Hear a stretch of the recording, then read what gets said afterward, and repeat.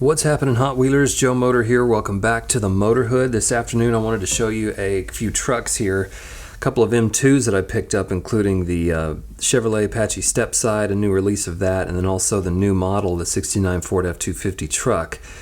And while we were on the subject of F-Series Ford trucks, I thought it'd be a good excuse to show this piece here, which is the Hot Wheels Ford F-150 truck that was released to commemorate Sam Walton, obviously the founder and CEO of Walmart. That was released, I think, in 2014, maybe 2013, in the Jukebox series. So, the Road Trippin' series is out right now. Well, before that, it was the Jukebox series, and one of the cases, this was sort of the chase piece in that case. So you may remember it when it came out, but if you haven't heard of it, that's where it came from.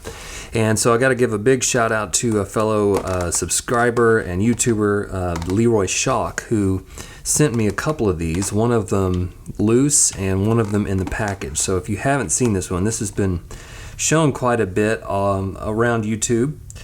But just in case you haven't seen it, there's the package right there. It looks just sort of like a mainline vehicle. But on the back here, it has the information. If you want to pause that and look at it, that's fine. But anyway, Leroy Shock, big shout out to you, buddy. Thanks so much for sending me a couple of these. I've never found one and never picked one up, so now I've got one in the collection. So I thought I'd give you just a quick run around of this because we don't see the F-Series truck very often released by any manufacturer in 1/64 scale. See plenty of them in the larger scales. Different manufacturers release the F-Series trucks, but not too many in 1/64 scale. So this was like, I think, the first time this truck had been released from Hot Wheels at all. And it's got some special features to it because it's a commemorative model. Obviously it has the Real Rider tires that say Walmart on them.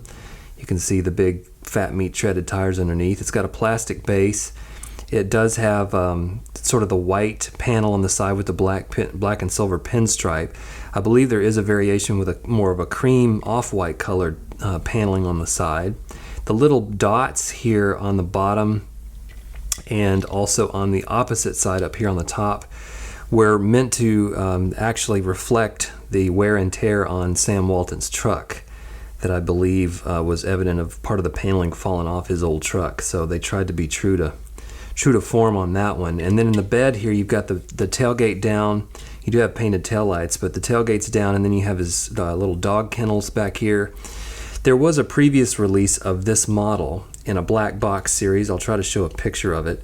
And it was very similar, but you had I think you can actually see a dog peeking its little head out of the kennel in that version. And I think there's a couple of other differences too. If I think about it, I'll put the link down to, I think it was Master Loafer who did a comparison between this Jukebox release of the Ford F-150 and the original black box release. So really cool that they re-released this. I wish there were quite a bit more of these F-Series trucks. I think they're a fantastic, very nostalgic truck, especially for us truck guys out there, and I just don't think we see enough of them. So I think this was the first one released, and then recently in the Retro Entertainment series they released this one, which you may be thinking of also, which was the Close Encounters of the Third Kind. Came out in one of the most recent releases of Retro Entertainment, and it's got a metal base. You can see there's that beautiful vintage Ford truck front there. I believe this is probably a 70s model. I really would like to see even earlier models of the F-Series, including the late 60s. But here's your Department of Water and Power. It's got Real Rider tires. There's slicks on this one with the metal base. We do have painted tail lights, and I've shown this in a previous video, but you've got the detailed equipment rack here in the back. So the two F-Series trucks that have been released by Hot Wheels have these sort of special features, right? So here's the Walmart Sam Walton commemorative, which has got the special tailgate down in the dog kennel and the toolbox and some special paint. And then on the Retro Entertainment series, same deal, except the tailgate is up and we have this equipment rack in the back. So I would love to see another street version of this vehicle released. especially with the metal base. It's just really cool. So I think customizers out there will have a lot of fun with the F-Series truck. I just wish we'd see more of them from Hot Wheels and other manufacturers. So there's that little piece right there. Thanks again, Leroy, for sending me those. But that's the little segue into talking about what we were just saying, the absence of F-Series trucks in different manufacturers. So M2 has just released the '69 Ford F250 truck. And that's fantastic because it's not the same model. It's not the later 70s model with the square headlights. It's the previous one with the more circular headlights. And I just love all the F-Series Ford trucks, especially from the 60s and 70s. So I hope we'll continue to see them. And I think M2 is already working on a different colorway for this. So I've already taken the liberty of cracking it open here, the '69 Ford F250 truck, as you see in the background there. And I thought I'd just give you a little once around of it so you could take a look. I love the paint on it. Here's the positives, right? I love the paint. I love the detail on the front. I'll just show you that really quick because that's really what got me excited. Look at that front right there. Just beautiful detail. Got the Ford logo up top there on the hood. Little side markers, side detailing on the hood here. See if I can get up close to show you that. Really incredible detail all the way around the front grille here with those lensed headlights, side markers, that red striping across the grille. That's beautiful stuff there. Got to give it to M2 for that. And let's pop open the hood while we're thinking about it here, and we'll look inside, and you can see the engine detail inside. Very cool. Now, as I go around the vehicle, I kind of ran into some issues that I have with this piece. Now, here's the base real quick. It's all black. Thinner Wheel Rider or rubber tires with tread, and the white line tires on them. Very cool. But look at the, and I've shown this problem before. Sometimes in the Greenlight C10s, some of the other models have this problem. For some reason, the bed where it connects to the cab is not totally flush. I'm pointing to it right here. So the back of the bed just sort of droops down and makes it look clunky. It looks a lot clunkier than it should, and it ends up messing sort of with the alignment of the vehicle in total. So I don't know if you can tell or not, but it just ends up looking kind of funky and not correct. So I'll put it that way, it really looks weird.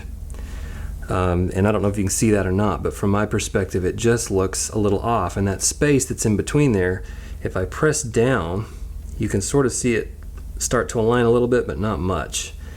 And this is a recurring problem I see a lot, especially in the 1/64 scale.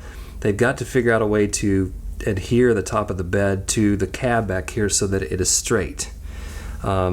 Example of it being done right here is on the, I'll show you the Chevy C10 from Greenlight, and Greenlight's had this problem too, but on this model you can see it's pretty well aligned and the line goes straight down the vehicle.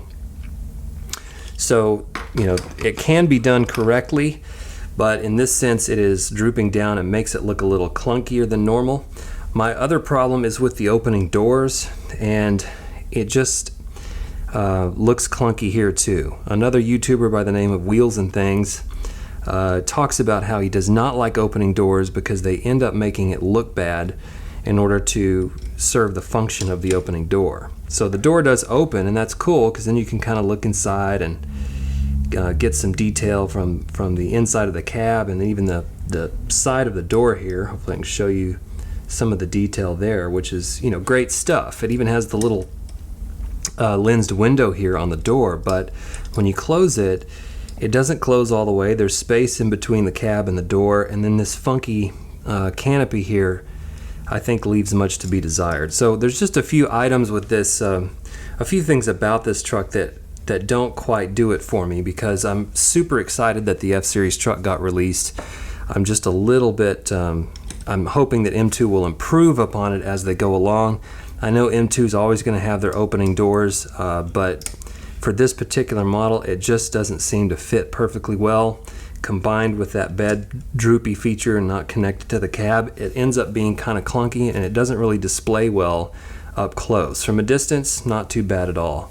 So that's just my quick review of the new Ford F250 truck from M2. And while we're on the subject of M2, I thought I would show you this new release as well, the 1958 Chevrolet Apache Stepside, which I think is probably the best truck model that M2 has ever done. And they continue to do it very well.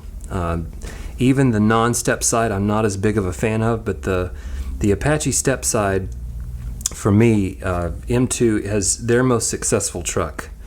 It's chunky, it's big, they always do it right, and I'll just give you a quick once around here. Got the all black, no hubcap wheels here. Nice solid baby blue color, and I love this front end. There's just no mistaking that Chevrolet Apache front end. Of course, the hood does open, and there's down inside in the hood there, under the hood. And of course, detail here on the side. Got your Chevrolet Apache insignia there. And here's the bed. Show you the rear really quick. I'm just kind of going quick here because you've seen these models before. I just kind of want to give you a once over with the lensed tail lights there. I kind of wonder too if they have the hood opening, they have the doors opening. Why not, open the tailgate as well? I'd almost rather have an opening tailgate than opening doors. So there's your base in case you're interested in checking that out. And then I think I'll go ahead and open the door for you so you can see. But the thing about M2, their Apache trucks, I think they just, for some reason, for whatever reason, the molding, the way they put these together is a lot more refined. There's the inside of the door. When you shut that door, there's still a gap there, but it still lines up. You can see on the top of the door here how the angle and the indentation here goes all the way and meets up with the rear window here. So the lines all kind of seem to line up. It all fits in pretty well, as opposed to the F-150 where everything seems a little off. Just doesn't match up. The spacing is kind of off, and it ends up looking sort of clunky and too much going on. Whereas the Apache, they do it right every time. Probably my favorite M2 Apache of all time is this orange one right here. That is the beast of all, and that will always be my favorite M2 of all time. This Chevrolet Apache Stepside, and of course this one has the spare tire too, which just is an added bonus. So that's just my 2 cents on M2. I really think they do this truck fantastic, and they could end up improving on this one enough to where I think it'll come up to par as well, but I think it has a few issues for now. Anyway, I hope you've enjoyed checking out the videos. Thanks again, Leroy, for sending me over this special edition Hot Wheels F-Series truck. You guys take care. More videos to come. Keep on motoring. We'll see you next time.